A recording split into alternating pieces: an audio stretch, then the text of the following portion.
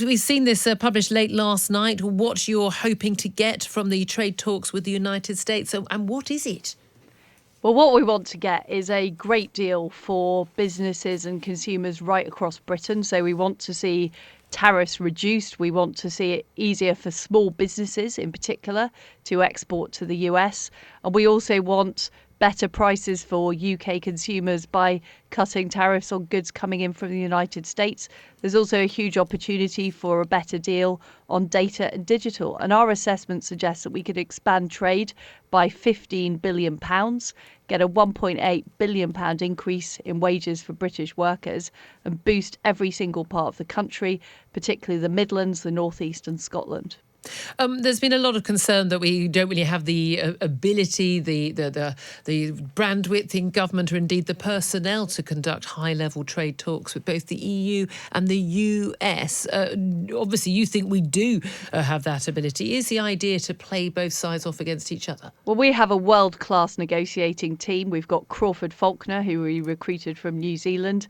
We've got a team now as large as the US Trade Representative, which is known to be one of the best trade negotiators in the world.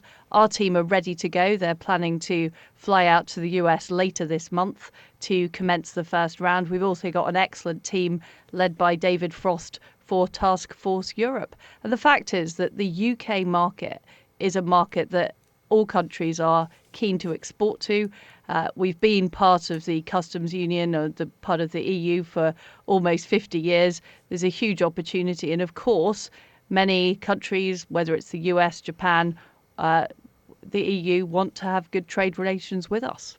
Well, indeed. And we know the French Europe minister yesterday was on Mar, and she was talking about how these trade talks could turn nasty. But I can't see any reason why trade talks do need to turn nasty, given especially we already have regulatory alignment with the EU. But it is in the interests of all sides that there is a free trade deal, is it not? I mean, it's certainly in the interests of us as voters, us as consumers, that we don't face tariffs. We were just discussing with my guest that everyone seems to think that tariffs are just something that affects businesses, that they are taxes that are paid for by consumers. Absolutely. And they're also hold business back. So take an example of the potteries in Stoke-on-Trent. They currently face a 28% tariff to export their dinner plates to the United States. If we can get that tariff removed, that means they can employ more people. It means they can expand their business. And that is true for businesses right across this country, whether they're manufacturing cars for export to the United States, whether it's dairy products, whether it's people wanting to sell their digital services. So getting rid of those barriers is going to help us with jobs and growth. And also, you're right, Julia, it will help British consumers get cheaper, wine from America or other products that they might want to enjoy. And how soon do you think you can wrap up a trade deal with the United States? Because we're constantly told trade deals take years and years and years.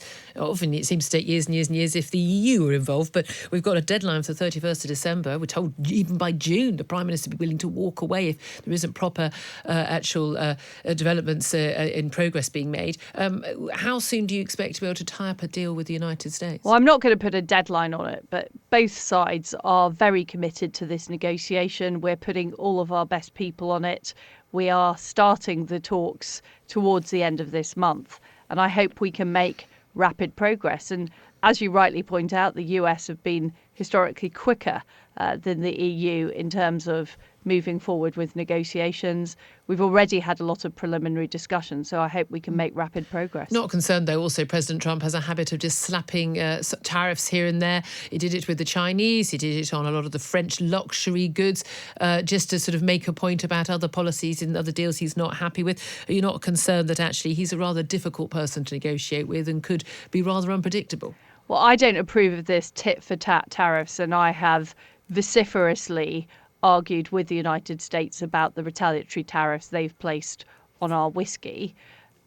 But my view is the best way of dealing that is to get into negotiations with the US, come to an agreement so that we can drop tariffs on both sides to the benefit of people in both countries. OK, well, let's also talk about, the other big story, perhaps bigger story at the moment for many people, the coronavirus spreading now up by 50% the number of cases in one day yesterday to 36. Big concerns that we've seen these big spikes in Italy, in France, and of course other countries around the world outside China, South Korea and Iran. There could well well be not just a major economic impact on international trade as a result of coronavirus, but could also presumably affect the ability of your trade negotiators to actually travel to hold those talks. Well, we are obviously keeping very up to date with the latest developments. The Prime Minister is chairing ACOBRA today. Our number one priority is protecting the UK population, to make sure that everybody is taking the proper preparations, that we're giving the public the best possible advice. And of course, there may need to be changes, and there already have been changes in travel plans as a result of that. We will use every means to conduct our trade work and our trade negotiations, and we are actively monitoring how we can adjust that in the light of the coronavirus but there's situation. no doubt there will be a trade-off, and every government has to make this trade-off, and China's had to do it, and Italy and France, everyone else, when the US as well. There comes a point when you have to make a trade-off between risk to public health and risk to the economy. Where does that balance lie?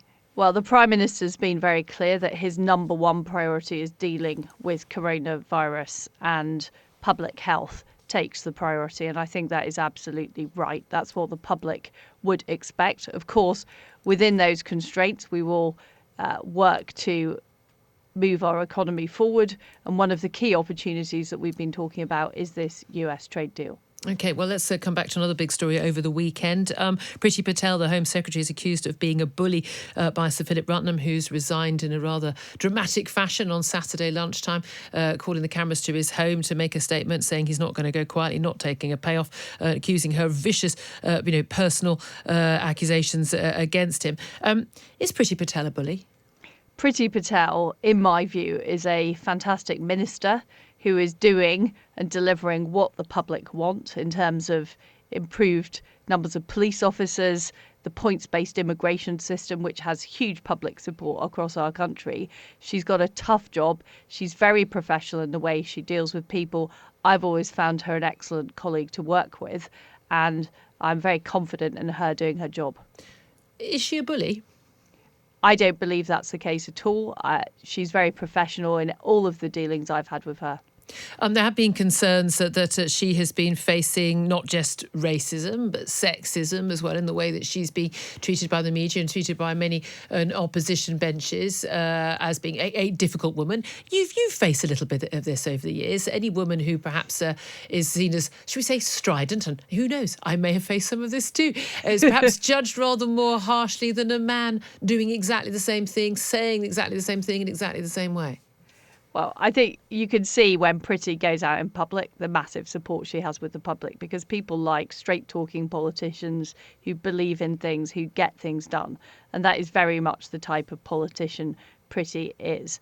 And of course, the more you're out there being clear about what your opinions are, even if it doesn't fit with some other people's view of the world, the more you are going to get attacked. But Priti is somebody who's resilient to those attacks. She gets on with the job and she gets the job done. And how much resistance is there within the civil service, whether it's the Home Office or whether it's your own department, to what's happening in terms of the EU and leaving and Brexit and the like? It does seem to me that the briefing against ministers, such as it does exist, seems to be entirely against leave supporting ministers rather than those who supported remain.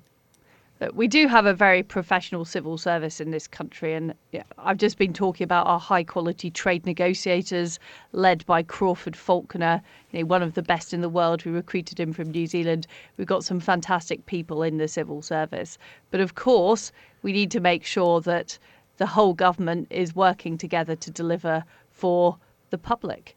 I don't want to go into issues because there's a pending court case in the case of the Home Office, but broadly speaking, I think we do have an excellent civil service who deliver. And just finally, have you offered your personal congratulations to the Prime Minister on his impending marriage and yet another child? I certainly have. It's very happy news and we're all delighted.